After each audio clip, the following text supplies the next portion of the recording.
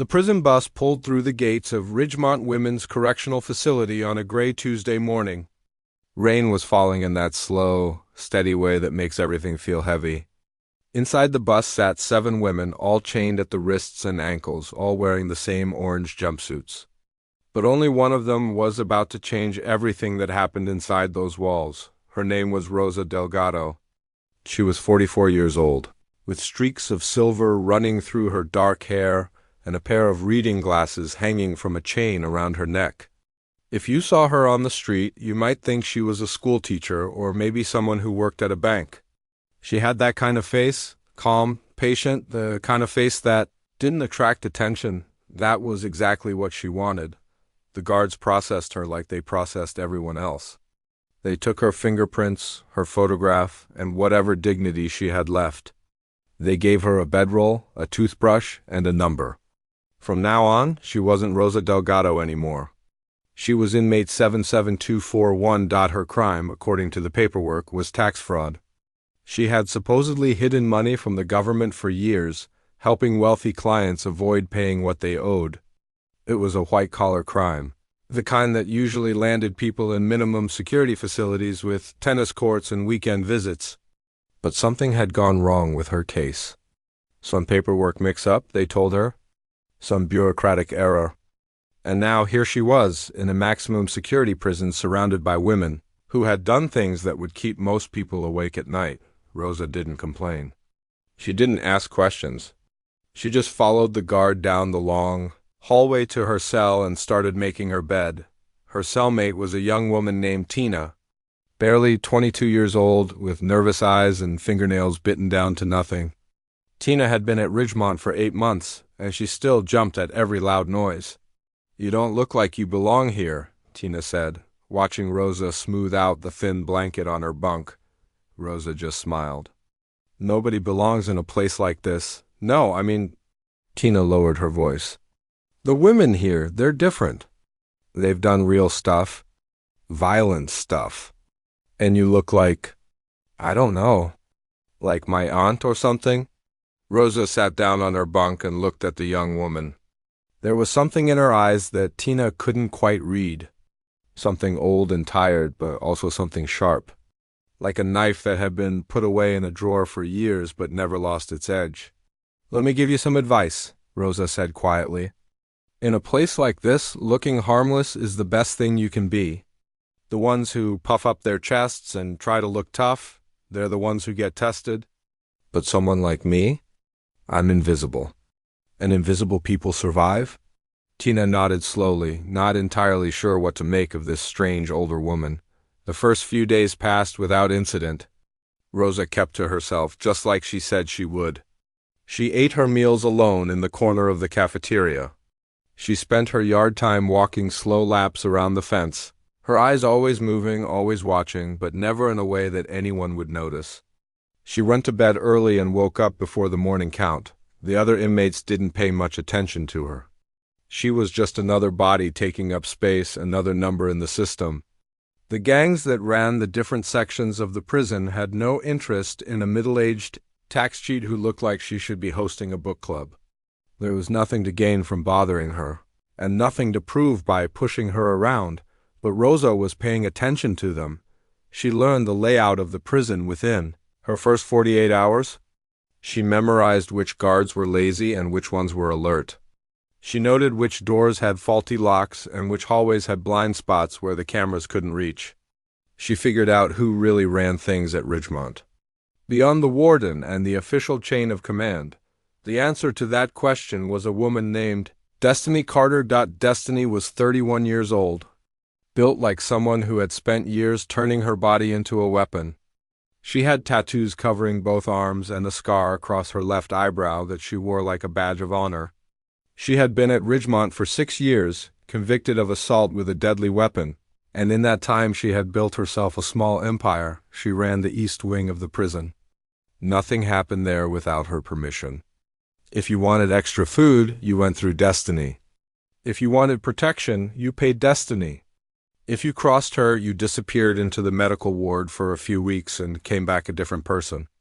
The guards knew about her operation, but most of them had decided it was easier to look the other way. A few of them were even on her payroll. Rosa watched Destiny from a distance, the way a scientist might watch a dangerous animal through thick glass. She saw how Destiny moved through the cafeteria like she owned it, how the other inmates cleared a path for her without being asked. She saw the 4 women who followed Destiny everywhere, her enforcers, her muscle, and she saw the fear in the eyes of everyone else. It was on the morning of her 4th day that things started to go wrong. Rosa was sitting in her usual spot in the cafeteria, a corner table far from everyone else. She had a tray of food in front of her that she was mostly ignoring. Powdered eggs, stale toast, and something that might have been oatmeal. She was stirring the eggs with her plastic fork, not really eating. Just thinking. She was thinking about the phone call she had received the night before.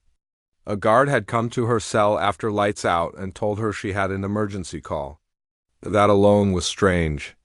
Inmates didn't get emergency calls, not unless something terrible had happened. But when she picked up the phone, the voice on the other end wasn't a family member or a lawyer. It was a voice she hadn't heard in 15 years.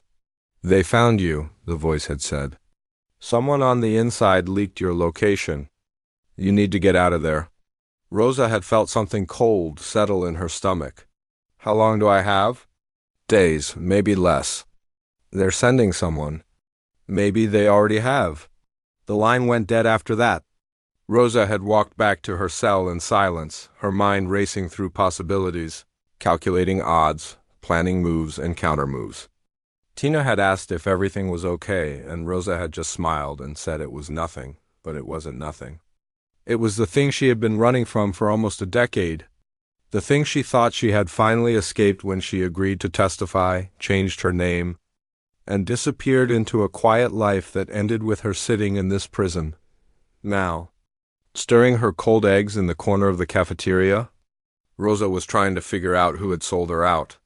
It had to be someone with access to classified information, someone who knew where she was being held and why. The list of people who knew her real identity was very short, which meant the traitor was someone close. Someone she had trusted. She was so deep in thought that she didn't notice the group of women approaching her table until they were already there. She didn't hear Destiny Carter's voice calling out a name that wasn't quite hers. She didn't see the pitcher of ice water being lifted from a nearby table, but she felt it when the water came crashing down over her head, and in that moment, everything changed. The water was cold, ice cold, the kind of cold that shocks your system and makes your whole body tense up at once. It ran down Rosa's face, soaked through her jumpsuit, and dripped onto the floor in a growing puddle around her feet. The cafeteria exploded with laughter. It was the ugly kind of laughter. The kind that comes from people who are glad the bad thing is happening to someone else. Hundreds of inmates watched from their tables, some of them pointing, some of them just grateful they weren't the ones sitting there dripping wet with powdered eggs floating in their lap. Rosa didn't move. She sat perfectly still, her eyes closed, water running down her cheeks like tears. Her glasses had been knocked off her face and now lay somewhere on the floor. The world had gone blurry, but she didn't need to see clearly to know exactly what was happening. Behind her, Destiny Carter was laughing louder than anyone else. "That's what happens when someone disrespects me," Destiny announced to the room, playing to her audience. "You hear me, Santos? Maybe next time you'll think twice before running your mouth about my family." Rosa still didn't move. Didn't speak. Didn't even open her eyes. Destiny's smile faltered just slightly. This wasn't the reaction she had expected. Usually when she humiliated someone, they cried. They begged. They apologized for things they hadn't even done. But this woman just sat there like a statue, like the water hadn't bothered her at all. "Hey," Destiny said, stepping closer. "I'm talking to you. Are you deaf or just stupid?" One of Destiny's enforcers, a heavy-set woman named Big Pat, laughed nervously. "Maybe you broke her brain. She's just sitting there like a robot." The laughter in the cafeteria started to die down. Something felt wrong. The energy in the room had shifted in a way that nobody could quite explain. It was like the moment before a thunderstorm. When the air gets heavy and everything goes quiet, Rosa opened her eyes. She looked down at her hands first. They were wet, trembling slightly. But the trembling wasn't from cold or fear. It was something else entirely. It was the feeling of something waking up inside her. Something she had buried a long time ago. She took a slow breath and let it out even slower. In her mind, she was running through calculations. 4 women stood behind her. Destiny was closest, maybe 2 feet away. Big Pat was to the left, slightly farther back. 2 others flanked them on either side. The nearest guard was by the door, at least 30 feet away, and he was looking at his phone instead of paying attention to his job. Rosa had about 6 seconds before this situation would spiral out of control. 6 seconds to make a choice. She thought about the phone call from last night. Someone had leaked her location. Someone wanted her dead. And now here she was, soaking wet in the middle of a prison cafeteria, surrounded by people who had no idea who she really was. For 15 years, Rosa had lived a quiet life. She had worked as an accountant, filed tax returns, gone to bed early, and tried to forget the things she had done in her past.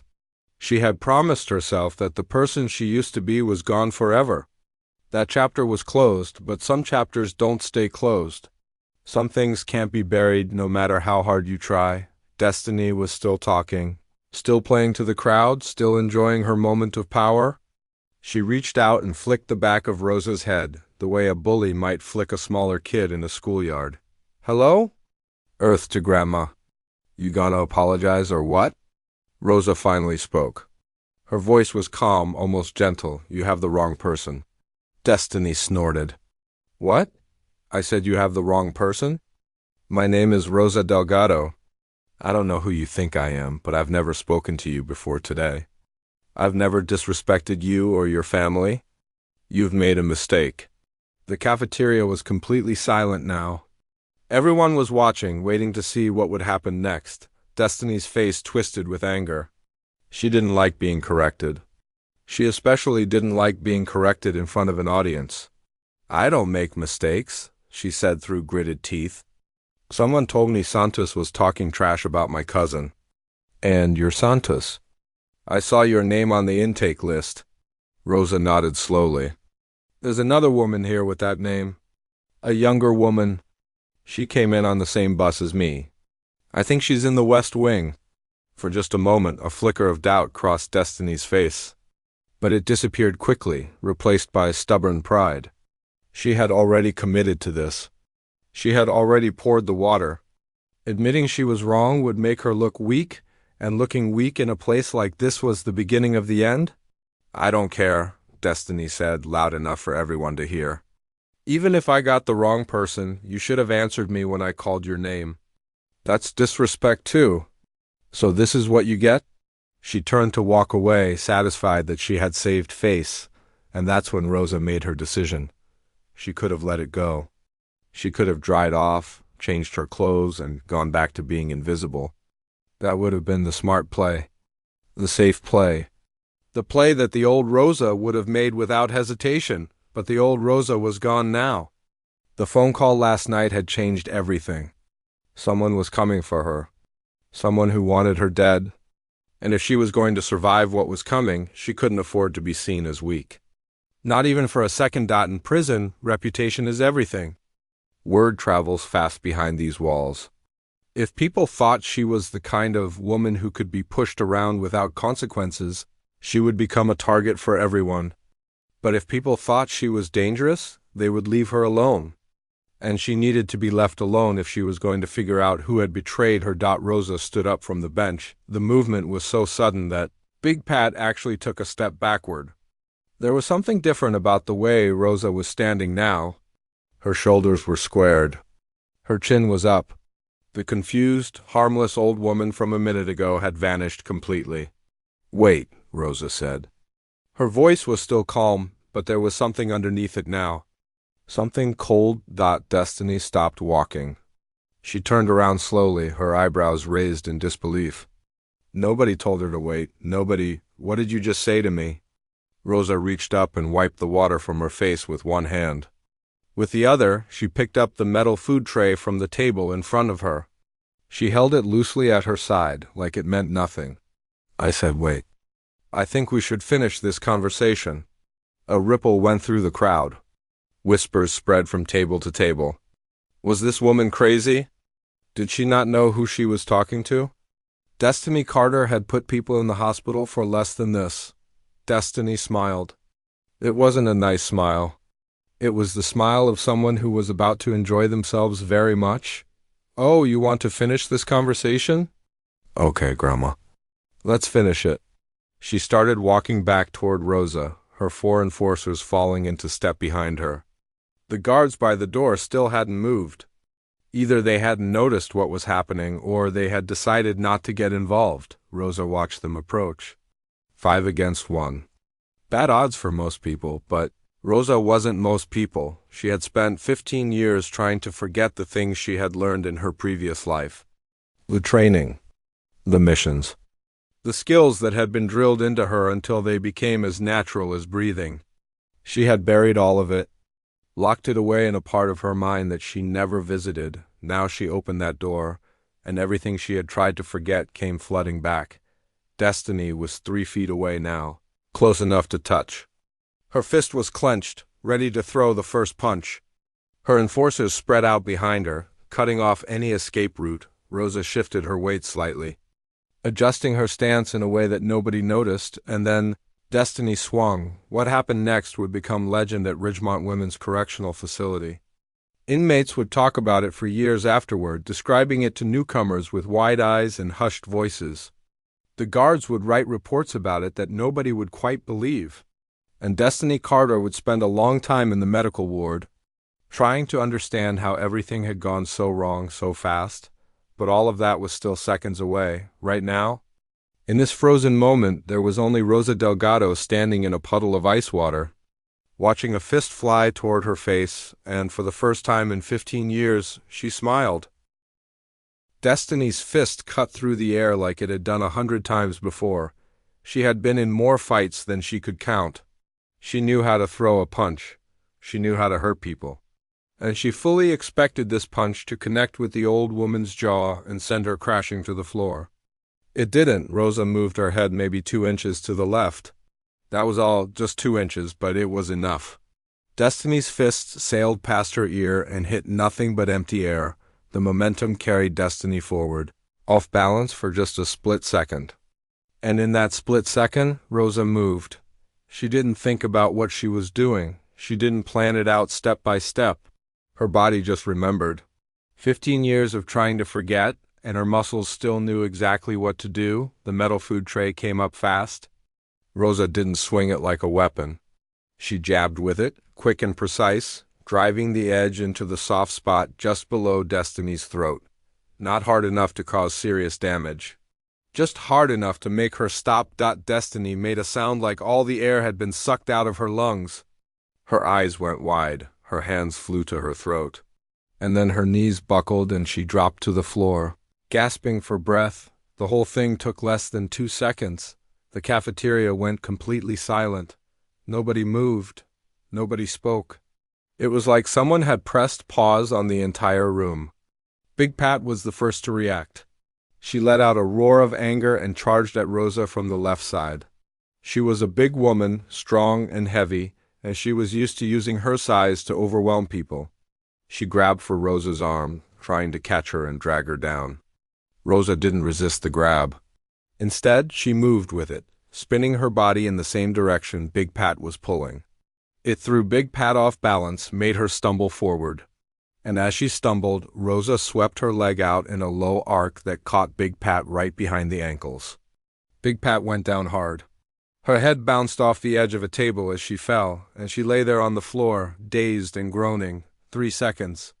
2 down, the other 2 enforcers came at Rosa together. They had seen what happened to Destiny and Big Pat, and they weren't going to make the same mistake of attacking one at a time. They spread out, trying to come at her from both sides at once. Rosa dropped the food tray. She wouldn't need it anymore. The woman on the right reached her first. She threw a wild punch aimed at Rosa's face. Rosa caught her wrist, twisted it sharply. and used the woman's own forward motion to redirect her into a nearby table. The woman crashed into it chest first, knocking trays and cups everywhere, and collapsed in a heap. The fourth woman hesitated. She had seen 3 of her friends taken down in the span of a few heartbeats, and suddenly she wasn't so sure about this anymore. But it was too late to back out now. She was committed. She lunged at Rosa, trying to tackle her around the waist. Rosa sidestepped, grabbed the back of the woman's jumpsuit, and helped her along in the direction she was already going. The woman flew past Rosa and slammed into the bench where Rosa had been sitting just moments ago. She hit it hard and rolled onto the floor, clutching her ribs. 4 seconds. 4 down. Rosa stood in the middle of the chaos, surrounded by groaning women. She wasn't even breathing hard. Her wet hair hung in her face, dripping water onto the floor. Her glasses were still missing, but she didn't seem to need them. She looked around the cafeteria slowly, meeting the eyes of every inmate who was staring at her. Nobody looked away, but nobody made a move toward her either. The message was clear. Then, calmly, Rosa bent down and picked up her glasses from the floor. She wiped them on her damp jumpsuit, put them back on her face, and walked back to her table. She sat down, she picked up her plastic fork, and she went back to stirring her cold powdered eggs like nothing had happened. The silence stretched on for what felt like forever. Destiny was still on the floor, coughing and trying to catch her breath. Her enforcers were scattered around her like broken toys. And Rosa Delgado, the harmless middle-aged tax cheat, sat alone at her corner table with her head down and her fork moving in slow circles. Finally, one of the guards by the door looked up from his phone. He saw the bodies on the floor and his jaw dropped open. What the hell happened here? Nobody answered him. What were they supposed to say? The guards moved in then, shouting orders and calling for backup. Medical staff arrived to check on the women who were down. Rosa didn't resist when they came for her. She set down her forks, stood up calmly, and put her hands behind her back without being asked. They didn't take her to solitary confinement. That was the first strange thing. When something like this happened, when an inmate took down 4 other inmates in the middle of the cafeteria, solitary was standard procedure. But instead, the guards escorted Rosa down a different hallway, through a door she had never seen open before, and into a part of the prison that most inmates didn't even know existed. The warden's office, Warden Patricia Cole, was waiting for her. She was a tall woman in her 50s, with gray hair pulled back in a tight bun and eyes that had seen everything these prison walls had to offer.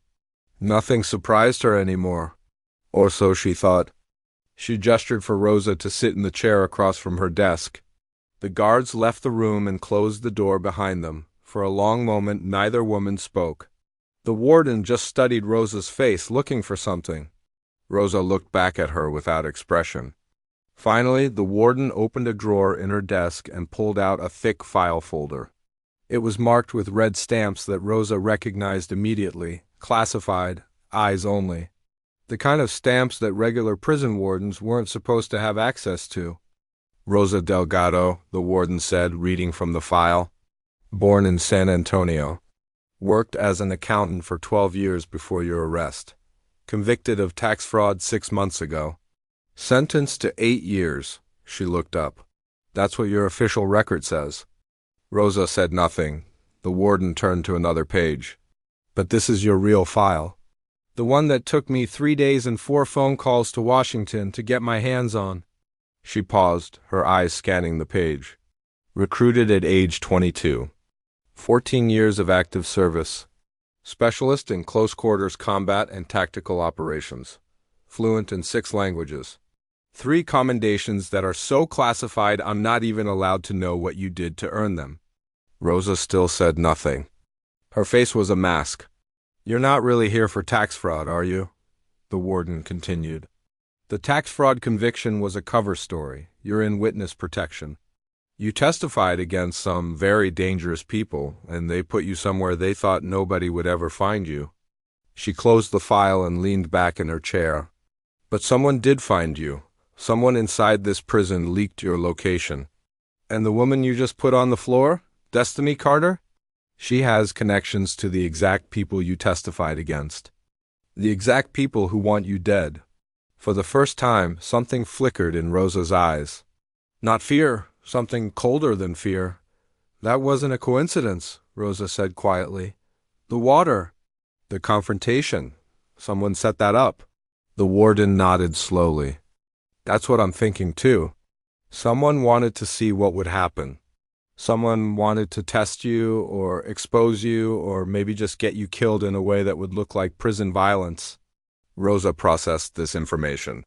Her mind was already working through the implications, sorting through possibilities, identifying threats.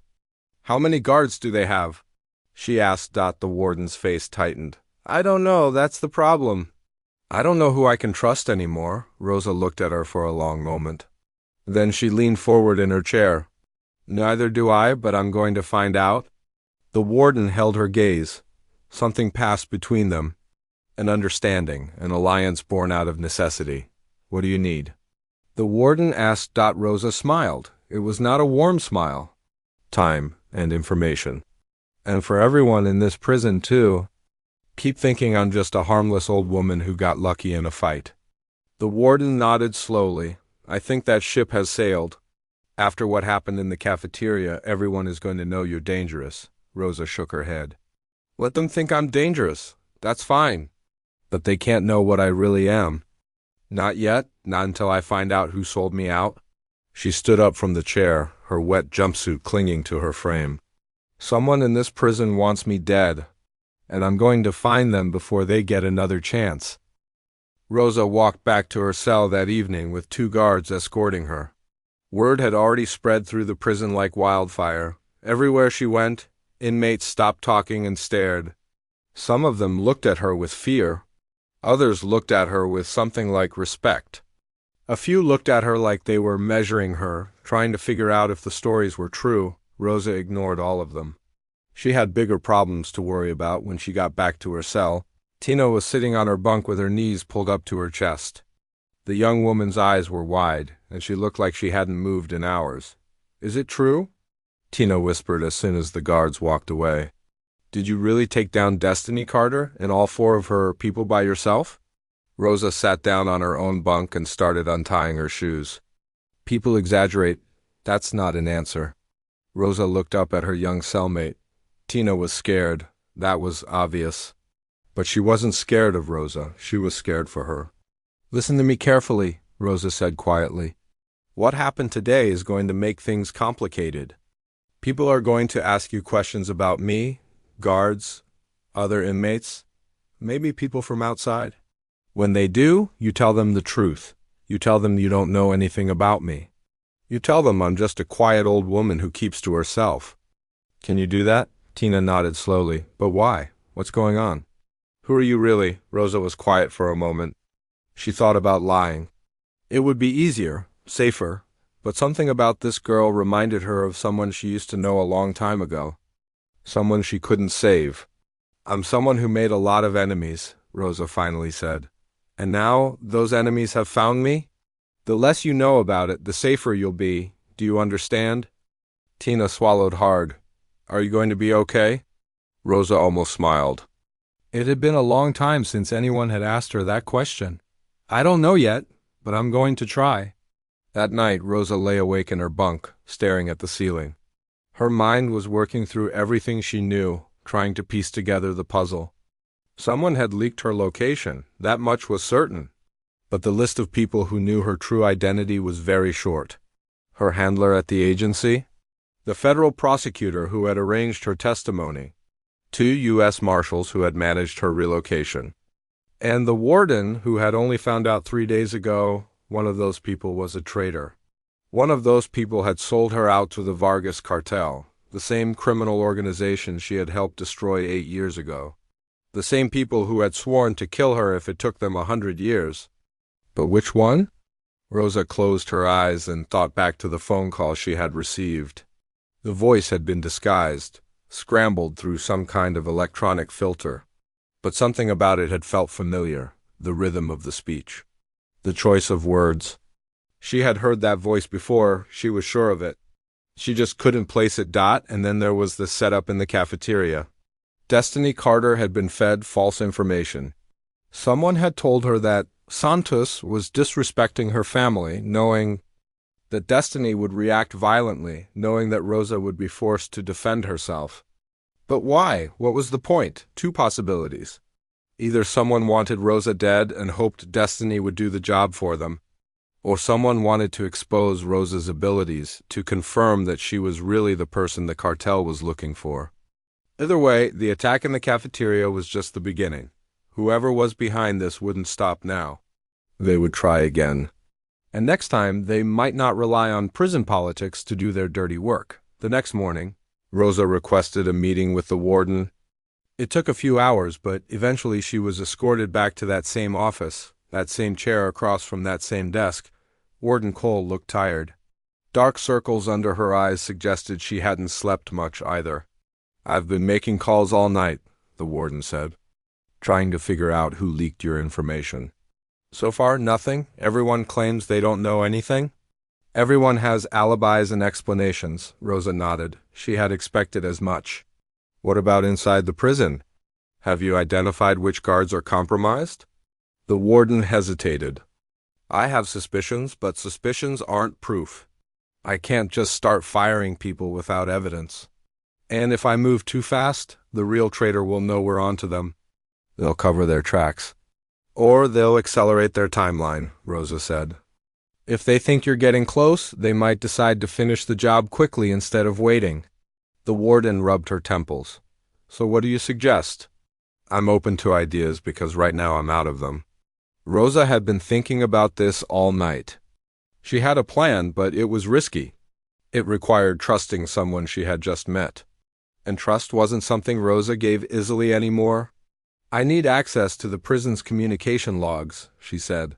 "Phone calls, emails, visitor records. Everything from the past 2 weeks. Someone inside this prison has been talking to people outside. There will be a trail," the warden frowned.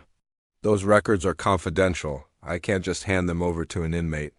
"You can if that inmate used to work for the same government you do," Rosa replied. "I still have clearance. Or at least I did before all this happened. Make some calls, verify it, then give me what I need." The warden studied her for a long moment. "And what will you do with this information?" "Find the leak, plug it, and then figure out what the cartel is planning next." There was a knock at the door. A guard poked his head in, looking nervous. "Ma'am, there's a situation.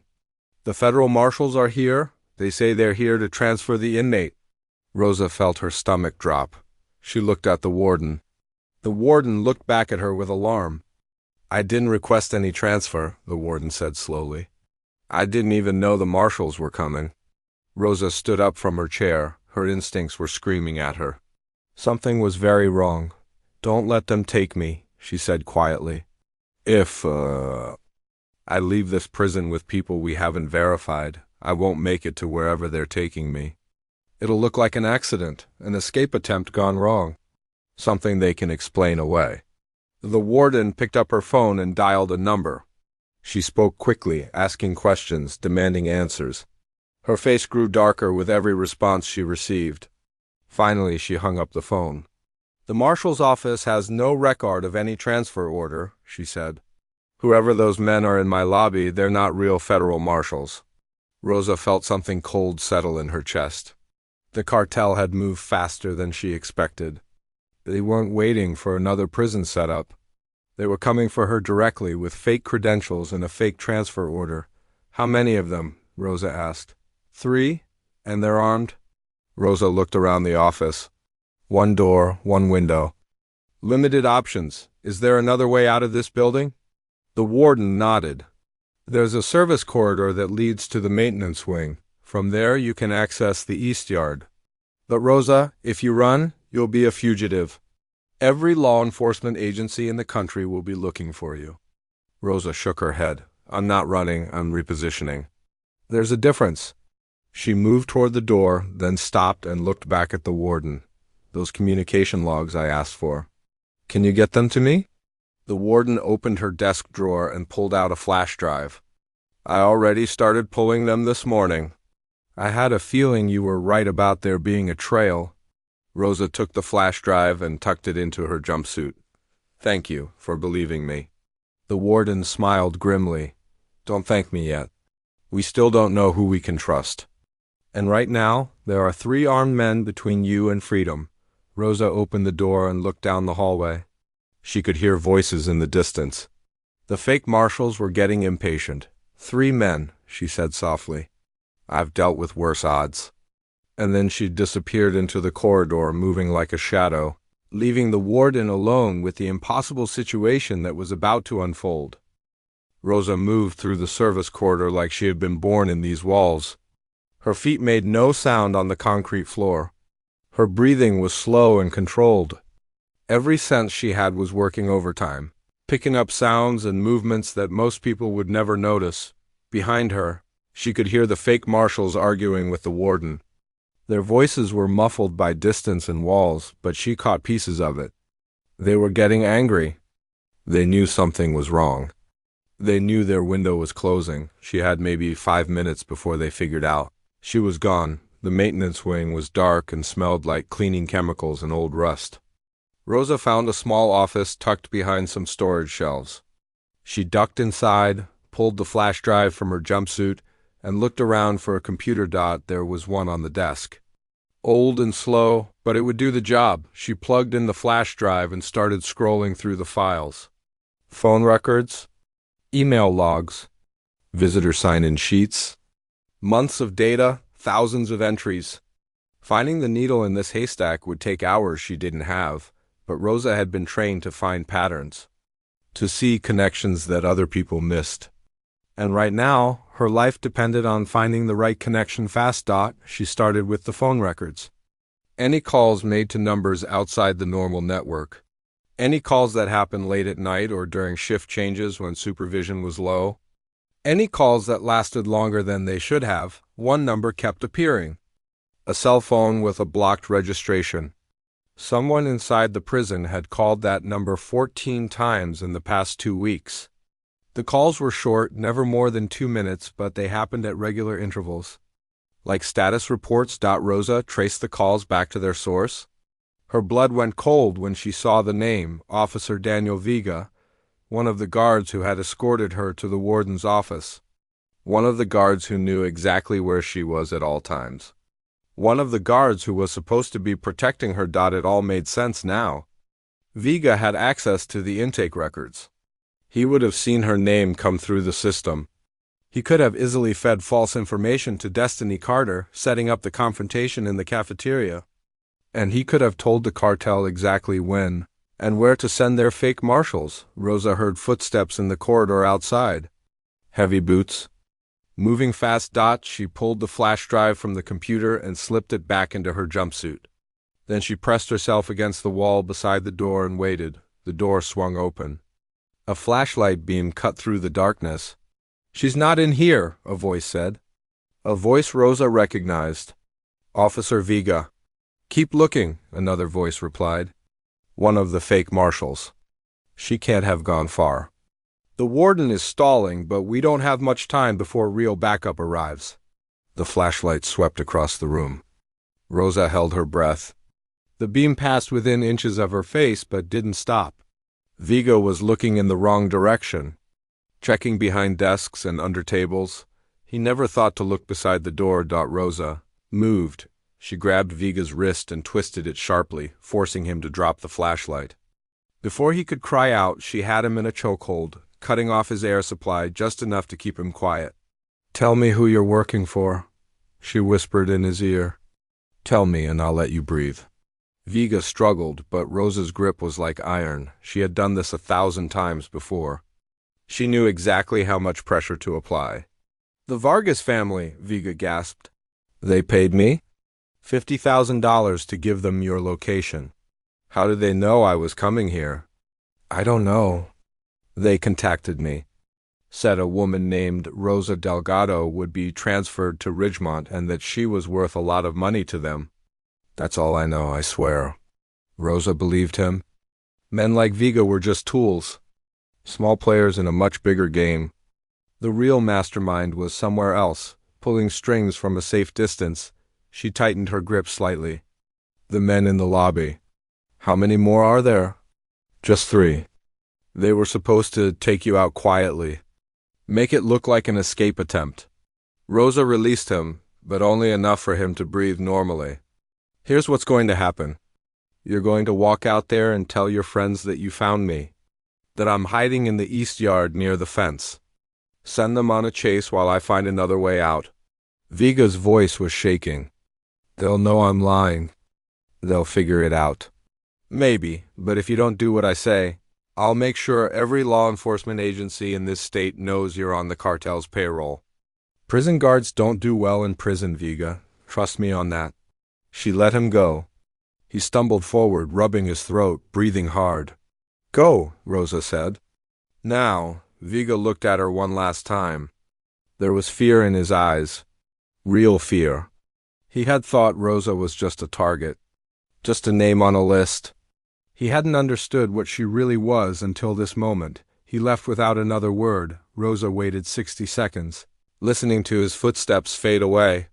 Then she heard voices in the distance, shouting. The fake marshals were moving toward the east yard. Just like she planned, she went the opposite direction. The loading dock at the back of the prison was used for supply deliveries. At this time of day, it would be empty. Rosa found a maintenance door that led outside and slipped through it into the cold evening air. Freedom was 20 feet away. A parking lot full of trucks and vans. Beyond that, a road that led to the highway. She could disappear. She had done it before.